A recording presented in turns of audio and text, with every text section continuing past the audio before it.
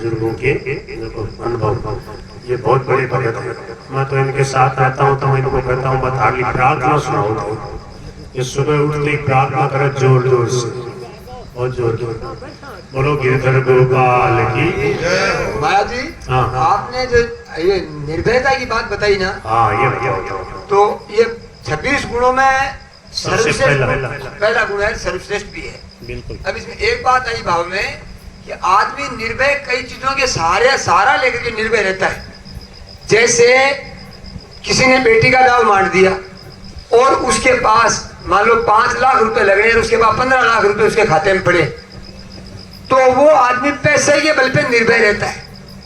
एक आदमी सैनिक जंगल में जा रहा है, डाकुओं का भय, उसके पास हथियार है, मान लो हथियार है तो राउंड कम है तो भी उसको डर रहता है, हथियार है राउंड पूरे हैं, भाई अपने पास गोलियां भी पूरी है, तो उसके बल पे वो निर्भय रहता है कि भाई अब सामने से कोई अगर 2-4 आदमी आ जाएंगे तो अकेला आदमी हथियार से निपट लूंगा, वो भी एक निर्भयता का कारण है।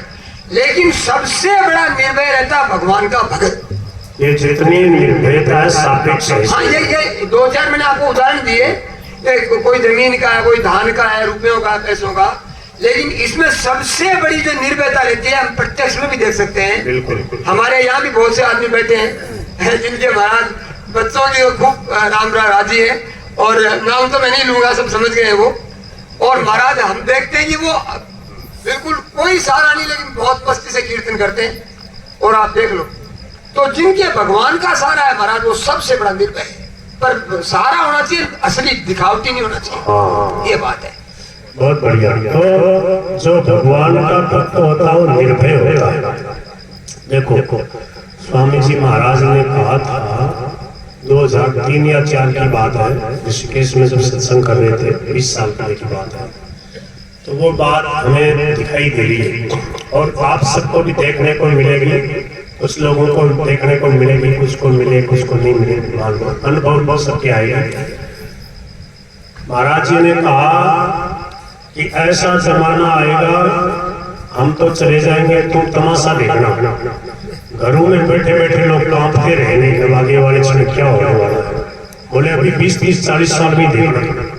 बोले तुमने इतना गर्भपात किया है, इतनी तुमने दर्दनाक हत्या करी है, हमने हत्या करी छोटे छोटे बच्चों की, और तुमने गायों को घरों से निकाल दिया, वो हत्या में तुम भागीदार हो प्रकार से, जो गायों को निकाल दिया और गायों की रक्षा नहीं करते, सामर्थ्य होते हुए 1-2 गाय, 4-4, 10-10 गाय की सामर्थ्य रखने की फिर भी नहीं, तो बोले उसका दंड मिलेगा।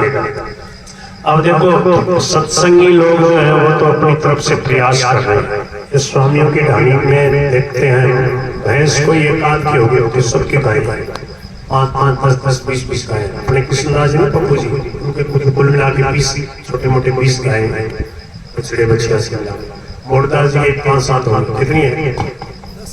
10 गाय है मोरदास जी। एक विशेषता कोई कुत्ता नहीं पड़ा ये विशेषता। देखो कुत्ते वाली शुद्धि नहीं है, गंदगी नहीं है, पूरी ढाणी में दूर कहीं से कोई कुत्ता आ जाता है, थोड़ी देर के लिए पालता नहीं, भगा देते। तो स्वामी जी महाराज कहते थे कि पवित्र जीवन है, ये संतों का सत्संग का चमत्कार है, वहाँ संतों ने भजन किया, तो वहाँ एक निर्भयता अलग ढंग की। और देखो कितना भजन कीर्तन होता है आज, ऐसा जागृत स्थान है।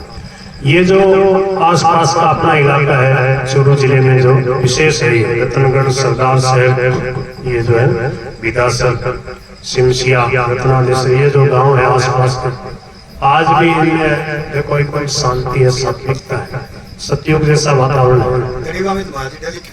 हाँ, गरीबा तो क्या है, ये बहुत जागृत भूमि है। इसको क्या है, शेठ जी, जयदयाल, गोविंदका जी, भाई जी, हनुमान प्रसाद पोद्दार जी और स्वामी जी महाराज जैसे संतों ने, और अभी वर्तमान में स्वामी जी कहते थे सत्संगियों के लिए, हरपुल सिंह जी बोले ये सब कलयुग के ऋषि मुनि संत।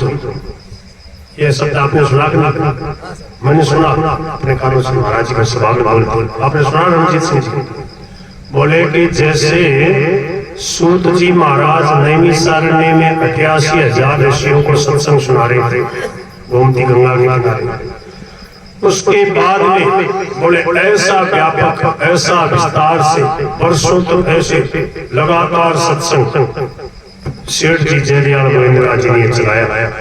बोले उसके बाद में इतना बड़ा सत्संग ये गीता भवन में जो 60-80 साल से चल रहा है, वहाँ गोविंद भवन कार्यालय जो है कलकत्ता में लगभग 80-90 साल से सेठ जी के समय से, तब सेठ जी जवान अवस्था में थे तब शुरू किया और वो सत्संग प्रतिदिन चल रहा है। साधक संजीवनी तत्व विवेचनी गीता जी की व्याख्या, कहीं भागवत जी का कोई प्रश्न है, कोई न कोई गीता प्रश्न पुस्तक पढ़ रहे हैं, सेठ जी की वाणी की, भाई जी की, स्वामी जी की वाणी की चर्चा कर रहे हैं, पद रत्नाकर का थोड़ा प्रतिदिन पाठ। तो ये है, तो क्या है निर्भयता, भगवान के बल से भगवान की सामर्थ्य। आपने कही ना सबसे बड़ी निर्भयता भगवत विश्वास में। क्यों? भगवान की शक्ति अनंत अपार है। अब मान लो जैसे आपने कहा ना गोली का भरोसा कि था मेरे पास बंदूक में इतनी गोली खत्म हो जैसे, क्या करेगा? तो क्या भगवान की सामर्थ्य कैसी है? बोले सूर्यतम सर्वभूतानां भोक्तारं यज्ञतपसां सर्वलोक महेश्वर, संपूर्ण लोक के महान ईश्वर। ईश्वर का मतलब सामर्थ्यवान। ईश्वर सामर्थ्य धातु से ईश्वर शब्द बनता है।